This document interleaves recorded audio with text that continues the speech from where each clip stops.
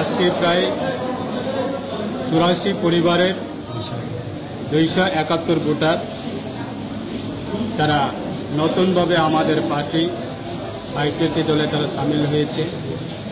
আজকে সবাই আমাদের বিগত দিনে 2009 থেকে 2023 পর্যন্ত তারা সবাই আমাদের দলে ছিল। এক সময়ে তারা বিভিন্ন কারণে তারা দল ছেড়ে অন্য দলে তারা ছিল, অন্য দলে চলে যায়। আজকে প্রায়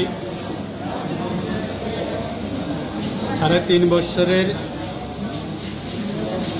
এই 3.5 বছরের মধ্যে তারা আজকে বিভিন্ন দল থেকে আবার পুনরায় দল ছেড়ে তারা আজকে নতুনভাবে আমাদের দলে আবার যোগদান করছেন।